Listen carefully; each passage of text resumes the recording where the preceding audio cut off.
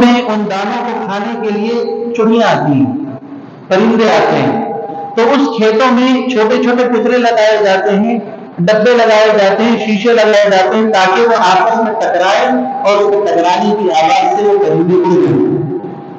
تو ہم تو صرف یہی آواز لگا رہے ہیں کہ دیکھو یہ چور اس راستے سے آ رہا ہے، ہم آواز لگا کر ان فتنوں کو ہمارے میدانوں سے اٹھا رہے ہیں۔ اب حضرات علماء کرام کا کام ہے کہ دلائل دے کر ان کے فتنوں کو دفن کر دیں۔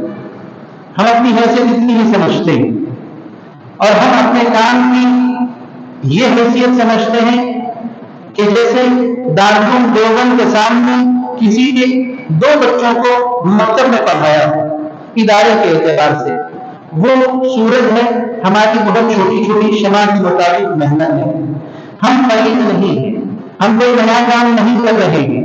جیسے جب دارالعلوم دیوبند ایک مدرسہ تھا، اس کے بعد کئی مدرسے دھیرے دھیرے آئے، اب یہ مدرسہ ہے، اس کے بعد اگر ایک اور مدرسہ کھلے گا تو کسی کو اعتراض نہیں ہوگا، مگر ایسا ہو رہا ہے کہ ہم کام کر رہے ہیں تو بعضوں کو اعتراض اپنوں میں سے بھی ہو رہا ہے۔ ہم یہ سمجھیں یہ بھی ایک شعبہ ہے، محنت ہو رہی ہے۔ اس کی بنیادی وجہ ہماری یہ بھی سمجھیں کہ آپ اندازہ لگائیں، ایک وہ حضرت ہیں جو اپنے طالب علم کو بہت برسوں تک پڑھاتے رہے، انہوں نے پڑھنا سکھایا، سب سکھایا، اب وہ درس حدیث پر ایک بڑی جماعت میں بیٹھے ہوئے ہیں اور ان کا طالب علم میدان میں اتر کر آن کیمرہ بولتا ہے، پوری دنیا دیکھ رہی ہے، یہ کیمرے کے ذریعے سے اس نوجوان فاضل کو جو آپ کے پاس اثر بنانا بیٹھتا تھا اس کی جب شہرت ہو جائے گی تو دل پر چوٹ لگے گی۔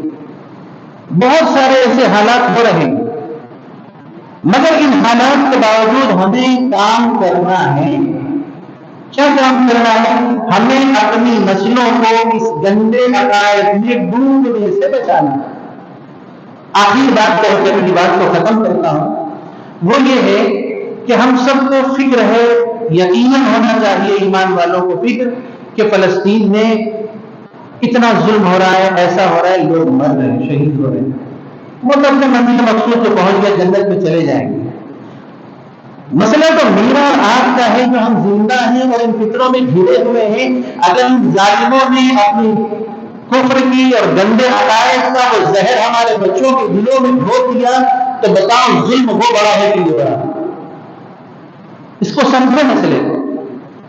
اس مسئلے کو سمجھتے ہوئے تحول میڈیا سروسز نے ایک کام شروع کیا کہ بچوں کو بچپن ہی کے اندر عقائد یاد دلا دیے جائیں۔ ایک چھوٹا سا کتابچہ جس کو علماء ہی کی نگرانی میں تیار کرایا گیا، علماء ہی کی نگرانی میں تیار کرایا گیا، اور وہ سوال جواب کو بچوں کو دے کر کے شوق دلا رہے ہیں کہ بچوں آپ کو انعامات ملیں گے، فلاں کریں گے، ترغیب دلا رہے ہیں، جس کے نتیجے میں وہ بچے وہ 50 سوال کو رٹ رٹ کر یاد کر رہے ہیں۔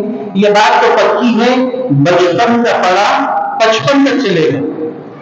جو مکتب میں قرآن سیکھا، حدیث سیکھی، جو دعائیں سیکھے، بڑھاپے کے اندر بھی وہی چلتے ہیں۔ تو ہماری فکر یہ ہے کہ یہ بچے اگر بنیادی میں یہ قاعدہ سیکھ لیں کہ حق کیا ہے، باطل کیا ہے، شہد کیا ہے، زہر کیا ہے، تو یقیناً بچے اپنی جوانی کو اس گندگی سے بچانا چاہتے ہیں، بچا لیں گے۔ ہم یہ نہیں، اور بہت سے لوگوں کو ایسے بھی اعتراض ہے کہ حضرت آپ گاؤں میں جا کے فتنے کا تعارف کرا رہے ہیں۔ دیکھو ایک پخانا ہے، اس پخانے کا ہم کیوں تعارف کرائیں گے؟ کیا مطلب ہے؟ ہم یہ کہنا چاہتے ہیں کہ یہ پخانا اچھے کپڑے پہن کر آ رہا ہے، کہیں ایسا نہ ہو اس کے اچھے کپڑے دیکھ کر تم چلے جاؤ تو اس کی گندگی تمہیں لگ جائے گی، یہ بولنا چاہتے ہیں۔